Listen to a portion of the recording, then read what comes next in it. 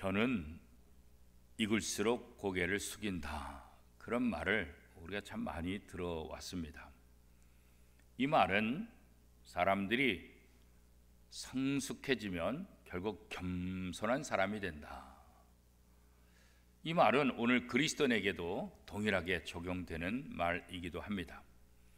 우리가 신앙생활을 하면 할수록 신앙의 연륜이 깊어지면 깊어질수록 겸손한 신앙인의 모습으로 변화되는 것, 이것이 바로 당연한 그리스도인의 모습이다, 이렇게 얘기할 수 있겠죠. 그래서 신앙의 연륜이 깊어지면 깊어질수록 내가 교회에서 어떤 직분을 갖고 있느냐, 여기에 관심 있는 것이 아니라 내가 얼마나 사람들에게 인기가 있고 칭찬을 받느냐, 여기에 관심이 있는 것이 아니라 우리의 진짜 관심은 어디에 있습니까? 어떻게 하면 내가 하나님을 더 깊이 알아갈 수 있을까? 어떻게 하면 내가 하나님의 말씀대로 더 바르게 살 수 있을까? 이런 생각을 하게 되는 거예요. 그래서 우리가 하나님을 알아가면 알아갈수록 우리 삶에는 뭐가 일어나요? 당연히 변화가 일어난다, 그런 거죠. 이 변화는 좋은 면에서의 변화이죠. 예수를 믿으면 믿을수록 나쁘게 변화되면 안 되잖아요, 그죠? 예수를 믿으면 믿을수록 신앙의 연륜이 깊어지면 깊어질수록 좋은 쪽으로 선한 영향력을 주는 그런 그리스도인으로 변화되어야 된다. 이것은 하나님께서 우리에게 원하시는 거고 우리도 너무나 잘 알고 있어요. 그런데 실제적으로 우리가 우리의 삶 속에서 변화되는 그런 열매들을 맺고 있느냐?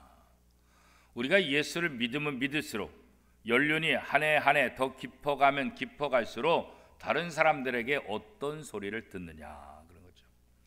우리가 나무가 얼마나 좋은 나무냐 이렇게 보면 그 나이테를 보잖아요. 이 나이테를 보면 이렇게 오래됐구나, 그런 것 알잖아요.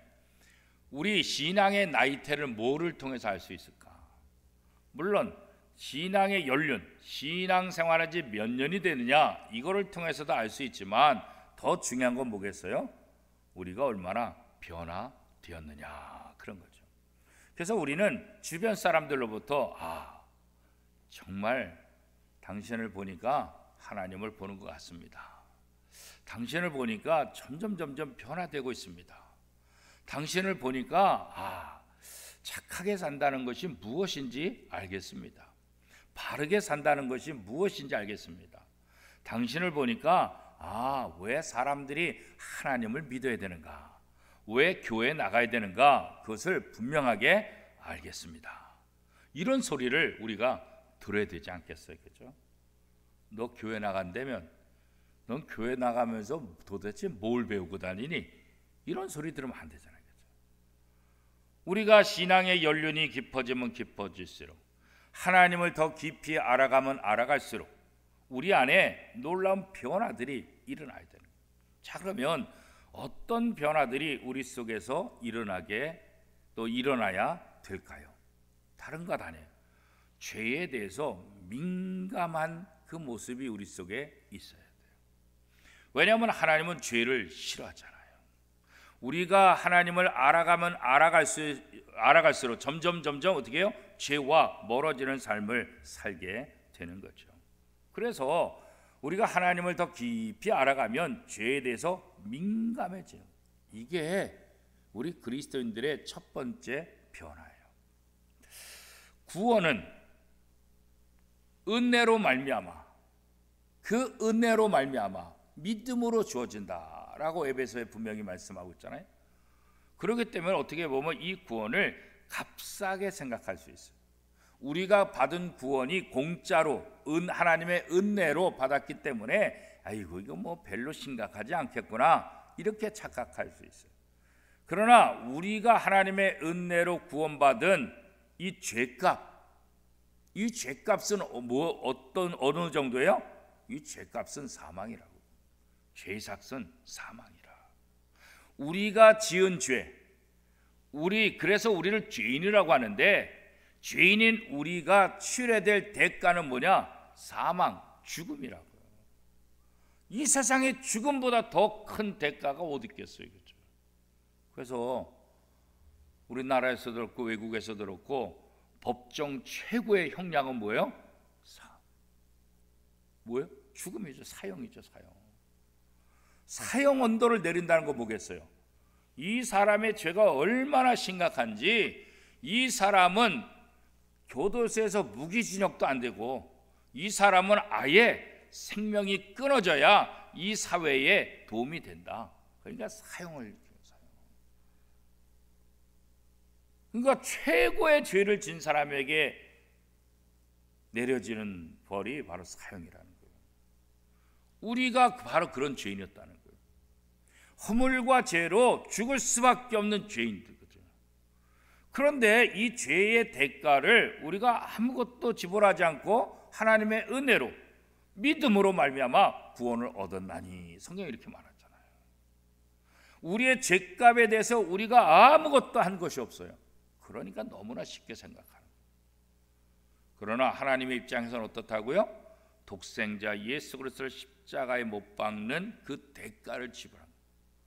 그러니까 나는 공짜로 얻었지만 우리가 받은 이 구원의 은혜를 위해서 하나님은 어마어마한 대가를 지불하셨다. 이걸 우리가 알아야 돼요. 하나님이 죄를 가볍게 여기시기 때문에 우리를 용서해 준 게 아니에요. 우리가 지은 죄가 별것 아니기 때문에 우리를 은혜로 용서해 준 게 아니라, 우리가 지은 죄가 얼마나 심각한지, 얼마나 큰지, 이 세상에 있는 모든 사람들이 그 문제를 해결할 수 없기 때문에 하나님께서 은혜로 우리에게 준 거예요. 그렇죠? 자, 우리가 이 공기를 사서 마신다 생각하면 이 도대체 우리가 갖고 있는 모든 돈은 공기를 사 마시다가 끝장날 거예요. 그렇죠? 이 공기가 너무너무 소중하니까 하나님께서 우리에게 공짜로 주신 거예요. 공짜기 때문에 값이 싸다는 게 아니에요. 공짜로 주셨다는 건 뭐예요? 우리가 대가를 지불할 수 없는 거예요. 우리가 아무리 노력해도 그 대가를 지불할 수 없기 때문에 공짜로 줄 수밖에 없는 거예요. 그러니까 이게 공짜, 은혜로 받았다는 것을 값싸게 여긴 거나 뭐 별 볼 일 없네, 뭐 이렇게 중요하지 않네, 이렇게 생각해서는 안 된다는 거예요. 그런데 오늘날 많은 그리스도인들이 이런 착각을 하고 있는 거예요. 아이고 뭐 별거 아닌가 보다, 뭐 그렇게 중요한 게 아닌가 보다, 그러니까 하나님께서 은혜로 나를 구원해 줬지, 이런 착각들을 할 수가 있다는 거예요. 하나님은 절대로 죄에 대해서 가볍게 여기시지도 않고 우리의 죄가 가볍기 때문에 용서해 준 것도 아니에요. 그렇죠? 자, 요셉의 형들이 요셉에게 취한 행동들, 이거는 용서할 수 없어요. 어떻게 자기 동생을 죽일 수 있겠어요? 그러다 안 되니까는 상인에게 자기 동생을 팔아버렸잖아요. 지금도 인신매매는 가장 무서운 죄악 중에 하나인데, 그것도 인신매매 보면 다른 모르는 사람을 갖다 그러지, 아니 어쩌자고 자기의 동생을 팔아버릴 수 있겠냐고요. 말도 안 되잖아요. 이런 악한 죄가 세상에 어디 있어요. 그렇죠? 요셉의 형들이 이렇게 해놓고도 용서받겠다 이런 생각을 한다고 한다면 그거 정말 나쁜 놈들이죠. 그렇지 않겠어요? 요셉의 형들은 오늘 본문에 보면 감옥에 갇히게 되잖아요. 그 감옥에 갇혀서 자기들이 한 일들을 다시 한번 되돌아보잖아요. 자, 21절 22절 우리 두 절 같이 한번 읽어보겠습니다. 21절 22절입니다. 시작. 그들이 서로 말하되 우리가 아우의 일로 말미암아 범죄하였도다. 그가 우리에게 애걸할 때에 그 마음의 괴로움을 보고도 듣지 아니하였으므로 이 괴로움이 우리에게 임하도다. 루벤이 그들에게 대답하여 이르되 내가 너희에게 그 아이에 대하여 죄를 짓지 말라고 하지 아니하였더냐? 그래도 너희가 듣지 아니하였느니라. 그러므로 그의 핏값을 치르게 되었도다 하니. 자, 요셉인지 모르잖아요. 국무총리가 그랬잖아요. 하여튼 우여곡절 속에 감옥에 갇히게 됐잖아요. 이 감옥에 갇힌 요셉의 형들은 감옥에 갇혀서 왜 우리가 감옥에 이렇게 갇혀야 될까? 아니 우리가 이렇게 억울한 일을 왜 당해야 될까? 우리가 나쁜 짓 한 것도 없는데 왜 애굽에 와서 식량 사러 왔다가 왜 감옥에 갇혀야 될까? 그러면서 생각을 해본 거예요. 그랬더니 무슨 생각이 나요? 과거에 자기네들이 요셉을 팔아버린 거, 그게 생각난 거예요. 그게. 그 외에는 자기네들이 잘못됐다고 인정하지 않는 거예요. 억울한 거예요. 그러다가 감옥에 갇혀서 옛날에 우리가 동생에게 몹쓸 했었지. 그것 때문에 우리가 지금 이 괴로움을 당하는 거다. 그랬더니 큰형 루벤이 뭐라 그랬어요? 그래, 내가 너희들한테 그때 얘기했잖아. 요셉 건들지 말라고. 그래서 내가 웅덩이에만 이렇게 넣어놨다가 너희들 간 사이에 몰래 꺼내서 아버지한테 보내주려고 그랬는데, 아니 너희들이 그걸 갖다 팔아버렸으니 내가 그렇게 죄 짓지 말라 그래도 너희가 죄를 지어서 오늘 그 핏값을 우리가 이렇게 당하는 거 아니냐. 지금 국무총리가 요셉인지도 모르고 감옥에 갇혔으면서 자기 죄에 대해서 후회하기 시작하는 거야. 회개하기 시작하는 거예요. 그죠? 요셉은 이런 형들의 모습을 보고도 아주 호통을 치죠. 아직까지 모르겠네.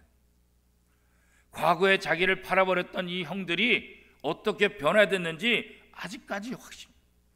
자기들이 지은 죄가 있다는 것은 깨닫고 그것 때문에 내가 이 죄값을 받는다 이런 생각을 하지만 아직까지 진짜 변화됐는지, 아직까지 그때를 얼마나 회개하고 얼마나 정말 가슴 아파하고 후회하고 있는지 좀 더 지켜보고 싶은, 그게 바로 요셉의 마음이죠. 그렇죠?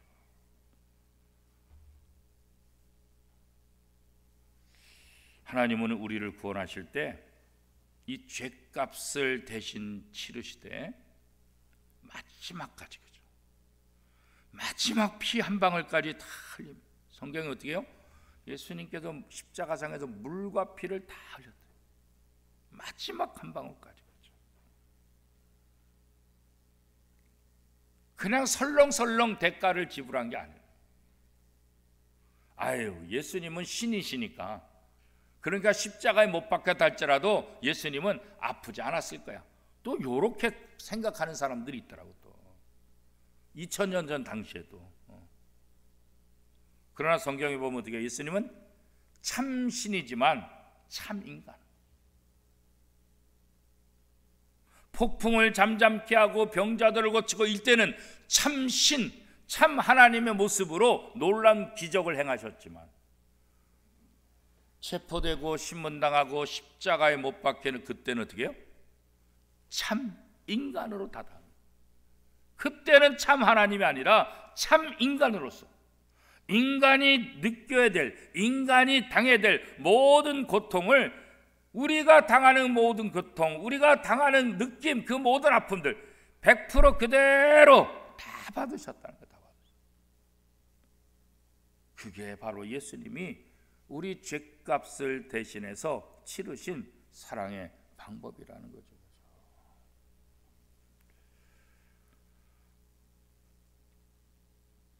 우리가 하나님을 안다고 할 때 어떤 하나님을 알아요? 바로 이런 하나님. 하나님이니까, 신이니까 고통스럽지 않았겠다, 이게 아니라 그 순간에는 철저히 100% 인간으로서 우리가 당할 모든 아픔을 몸소 다 당하셨던 하나님, 그 사랑, 그 하나님을 우리가 알아야 된다. 나를 위해서 몸소 고통의 자리에 가셔서 우리가 받을 저주, 우리가 받을 고통, 우리가 받을 모든 수치, 아픔들 자신이 온몸으로 받으셨다는 것. 이 하나님의 사랑, 이렇게 은혜를 베푸신 하나님, 그 하나님을 우리가 알아가야 된다는 거예요. 그럴 때 우리는 죄에 대해서 민감하죠. 왜 하나님이 인간이 되셨어요? 왜 인간이 되신 하나님이 십자가에 못 박혀 돌아가셨어요? 우리 죄 때문이잖아요. 우리의 죄값 때문에 예수님이 십자가에 못 박혔다는 사실을 알면 우리는 죄에 대해서 민감해야 돼요. 이 죄가 얼마나 무서운지, 이 죄의 대가가 얼마나 큰지 이거 알아야 된다는 거예요. 십자가에 달리신 그 하나님, 그 아픔을 안다고 한다면 우리는 죄를 멀리해야 되는 거예요. 당연히 멀리해야 되죠. 사도 바울은 데살로니가전서 5장 22절에서 어떻게 말씀하고 있습니까? 악은 어떤 모양이라도 버리라 그런 거죠. 왜? 이 죄의 대가가 얼마나 큰지 예수님이 보여주셨잖아요. 예수님이. 그러니까 사도 바울은 하나님을 믿는다고 한다면, 하나님을 알면 알수록 죄와 분리되는 삶을 살아요. 이게 거룩이란 말이 뭐예요? 분리됐다는 거예요. 뭐로부터요? 세상으로부터. 성도, 세상 사람들과 분리된 사람들 성도라. 죄와 분리된 것, 그걸 거룩이라고. 그래서 우리가 하나님을 깊이 알아가면 알아갈수록 어떤 변화가 일어나야 돼요? 죄에 대해서 민감한 변화가 일어나야 돼요. 그래서 우리가 착해지는 거예요. 죄에 대해서 민감해지니까 어떻게 해요? 죄를 짓지 않죠. 죄 졌다간 죄의 대가가 무엇인지 십자가를 통해서 분명히 봤기 때문에, 그럼에도 불구하고 죄를 짓는다? 그러면은 죄가 얼마나 큰 것인지 모르는 거죠. 하나님이 나를 위해서 십자가에 못 박히신 아픔이 얼마나 큰지 이거 모르는 거죠. 그렇죠? 모르기 때문에 그런 거죠.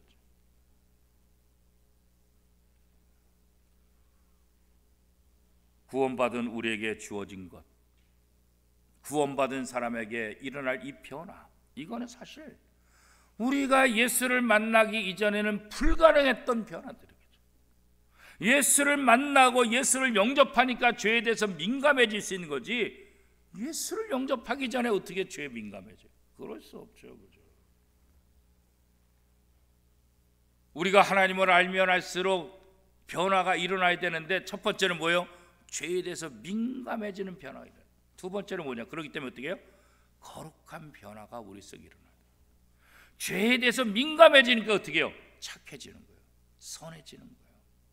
거룩해지는 거예요. 내가 노력해서가 아니라 이 죄값이 얼마나 큰지 알 때, 그렇잖아요. 그래서 오늘 내가 변화된 것은 철저히 하나님의 은혜예요. 요셉은 형들이 감옥에서 자기의 죄값을 얘기하면서 요셉을 그렇게 팔아버렸던, 죽이게 했던 그런 핏값으로 오늘 우리가 고통을 당한다. 이들이 회개하는 그런 모습을 바라보면서 요셉은 얼마나 마음이 아플까요? 그냥 형, 나야 요셉, 이거 바로 말하고 싶지. 그런데 왜 기다리는 거예요? 그들 앞에서 울지 못하고 왜 바깥에 나가서 우는 거예요? 아까 얘기한 대로 아직 형들을 더 테스트해야 되니까 그렇죠. 24절 말씀 우리 같이 한번 읽어보겠습니다. 24절 시작. 요셉이 그들을 떠나가서 울고 다시 돌아와서 그들과 말하다가 그들 중에서 시몬을 끌어내는 그들의 눈 앞에서 결박하고, 그 형들의 모습을 보면서 도저히 참았어. 눈물이 흐르는데, 형들 앞에서 눈물을 흘렸다간 저 총리가 왜 그러나? 바깥에 나가서 울고 다시 돌아오는 거죠. 형들의 회개와 고백을 인정한다 할지라도 아직까지는 좀 더 지켜봐야 돼. 저들이 이 감옥에 갇힌 것 때문에 그런 건지, 진짜 변화된 것인지, 진짜 이제는 형제들을 서로 얼마나 사랑하는지, 과거 요셉을 팔아버리고 죽이려고 했던 그 모습이 이 형들 속에 아직도 남아있는지 요거 테스트하고 싶은 거예요. 요거. 그래서 베냐민을 데려오라 그리고 한 명을 인질로 삼아서 여기 있으라 그렇게 말하는 거 아니겠어요? 요거 테스트하고 싶은 거죠. 저들이 감옥에서 억울하다고 얘기하고 있지만 진짜 자신의 죄를 진짜 후회하고 있는지, 그렇죠? 오늘 우리 그리스도인도 마찬가지. 주님 앞에 용서받았고 그 은혜에 감격하고 눈물을 흘리죠. 눈물 흘린다고 다 회개하는 거 아니라, 눈물은 하나의 감정의 표현이죠. 눈물 흘린다고 다 되는 거 아니라 돌이켜야지. 그게 회개잖아요. 잘못을 인정하는 것, 눈물 흘리는 것. 여기까지가 아니라 고쳐서 다시 그 길을 걸어가지 않는 거죠. 다시 돌아오는 거죠. 지금 형들이 감옥에 gat혀서 우리의 죄값이, 우리의 핏값, 그 핏값이 우리의 죄값이라고 그렇게 지금 얘기하고 있는데, 요 정도에서 끝나는 것인지, 아니면 진짜 변화돼서 이제는 형제들을 자기의 생명처럼 아끼며 살아가고 있는지, 요거 보고자 하는 거죠. 우리가 변화되되 어느 정도까지 변화돼야 될까요? 우리가 하나님을 닮아갈 때 어느 정도까지? 이 거룩한 백성으로 날마다 더. 에베소서 4장 13절에 보면 사도 바울이 이렇게 말하죠. 온전한 사람을 이루어 그리스도의 장성한 분량이 충만한 데까지 이르리니. 우리의 거룩이 어느 정도까지? 그리스도의 장성함, 그리스도를 닮아가는 것. 그리스도를 푯대로 삼아서, 그리스도를 모델로 삼아서 그 그리스도의 모습이 내 안에 비치도록, 그때까지 우리는 계속해서 변화되고 거룩해지는 그런 삶을 살아야 된다는 거죠. 그래서 그리스도인들은 이 거룩함을 추구하는 그런 삶을 살아요. 죄와 민감해지니까 더 이상 죄로 가자. 과거에 술을 많이 마셨다 할지라도 이제 예수 믿고 술을 끊은 사람은 이제 술 냄새가, 많은 분들이 간증 많이 하시더라고요. 저는 술을 안 마셔봐서 잘 모르지만 하도 술 끊기가 참 힘들대요. 또 담배 끊기가 참, 술보다 담배 끊기가 더 힘들다 그러더라고요. 교인들 중에서 경험하신 분들 보니까 이 자기 인간의 노력으로 안 된대. 그냥 끊고 며칠 있다가 또 피고, 끊고 또 피고. 술은 그래도 좀 참겠는데 담배는. 그래서 자기가 기도했대요. 어떤 분이 그랬는데, 하나님, 이게 내 인간의 노력을 너무 못합니다. 하나님 이거 좀 끊게 좀 해주세요. 기도했는데 어느 날 보니까 담배를 입에다 대는데 역겹더라고요. 예전하고 달리 담배 냄새만 맡으면 역겨워서 이거 못하겠다는 거예요. 그러니까 자기의 힘으로는 안 됐는데 하나님께 기도하니까 하나님께서 자기를 담배 냄새만 맡아도 역겹게 만들어버려요. 그래서 자기 딱 끊었다고. 그런 고백을 하여튼 많이 들었어요. 술 끊은 분들도 많이 들었어요. 그렇게 끊으려고 안 됐는데 어느 날 하나님께서 술 냄새만 맡으면 그냥 골치가 아프고 머리가 아프게, 그래서 아예 딱 끊어야겠다고. 우리가 죄에 대해서 민감하니까 더 이상 죄를 가져. 거룩한 삶을 추구하는 거예요. 하나님이 거룩하시니까 내가 거룩하니 너희도 거룩하라. 그러니까 거룩한 자로 날마다 변화되는 것, 이게 바로 그리스도인들의 모습이라는 거죠. 그렇죠? 자, 한 가지 더 얘기하면, 우리가 하나님을 더 깊이 알아가면 알아갈수록 어떻게 되냐? 하나님을 향한 사랑이 더 커질 수밖에 없는 거예요. 그렇죠? 하나님에 대한 사랑이 더 커지면 또 동시에 어떤 마음이 드는지 아세요? 하나님을 향한 두려운 마음도 갖게 돼요. 하나님이 내게 베푸신 사랑이 얼마나 큰지 아니까, 이 십자가 사랑이 얼마나 대단한지 아니까 하나님을 또한 두려워하는 거예요. 그래서 우리는 하나님을 두렵고 떨림으로 하나님을 섬기라고. 그 말을 다른 말로 표현하면 경외한다. 하나님을 경외한다. 두렵고 떨림으로 존경하는 것, 신뢰하는 것, 찬양하는 것, 그거 바로 경외라는 것. 하나님 우리의 경외의 대상이, 하나님은 사랑만 많으신 분이 아니라 한편으로는 또한 우리에게 두려운 존재입니다. 하나님이 누군지 알면 하나님에 대한 사랑과 동시에 하나님이 얼마나 두려운 존재인지도 다시 한번 깨닫게 되는 거죠. 요셉의 자신들에게 연이어 벌어지는 이 두려운 일들을 보면서 떨면서 뭐라고 얘기해요? 28절 같이 한번 읽어보겠습니다. 28절 시작. 그가 그 형제에게 말하되 내 돈을 도로 넣었도다. 보라, 자루 속에 있도다. 이에 그들이 혼이 나서 떨며 서로 돌아보며 말하되 하나님이 어찌하여 이런 일을 우리에게 행하셨는가? 하나님이 왜 나에게, 하나님 왜 우리에게 이런 일을 하셨나? 이건 하나님이 하셨다고 있는 거야. 분명히 돈을 주고 왔는데 자루 속에 또 돈이 들어있으니 야, 이거 이번에도 걸리면 이거 진짜 큰일 난다. 진짜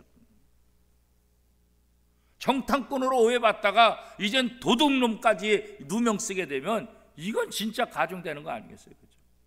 그러니까 이거 하나님이 하셨네. 하나님은 왜 우리에게 이런 일을 하셨냐? 하나님을 두려워하는 마음을 갖게 돼요. 하나님을 두려워하는 마음.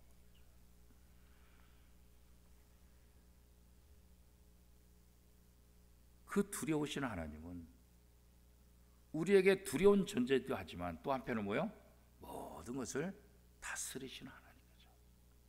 하나님의 섭리이죠. 우리가 하나님의 섭리를 믿는다고 한다면 하나님을 두려워하면서 어떻게 해요? 존경하게 돼요. 그분을 더 깊이 사랑하게 되고 신뢰하게 되는 거죠. 사랑하는 성도 여러분, 우리가 이렇게 하나님을 알면 알수록 죄에 대해서 민감해지게 되고 거룩한 삶을 추구하게 되고 그 다음에 하나님을 경외하는 마음을 갖게 된다는 거예요. 여러분이 예수 믿으면서 어떤 변화들을 경험했습니까?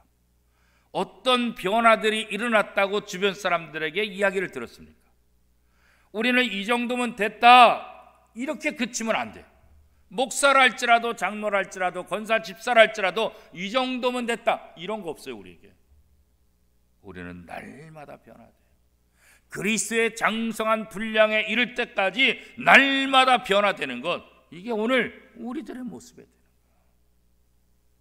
요셉이 그 형들을 지켜보면서 진짜 변화됐는가 이거 확인하는 거잖아요. 지금 확인하는. 그래서 더 모질게 하고 그렇잖아요. 더 강하게 하고. 그래서 이 형들이 진짜 변화됐는가. 때때로 하나님은 우리에게 그런 마음으로 우리에게 다가오실 때가 있어요. 때로는 억울할 때가 있고 때로는 힘들 때가, 하나님 도대체 나한테 왜 그러십니까? 그러나 그 순간은 하나님이 나를 테스트하는 순간이다. 하나님이 나를 지켜보는 순간이다.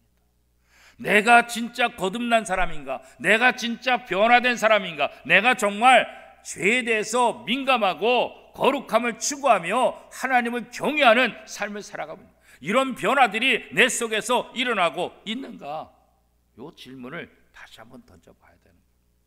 사랑하는 원미동교회 성도 여러분, 하나님을 깊이 알면 알수록 더 놀라운 변화가 여러분 속에 일어나기를 바랍니다.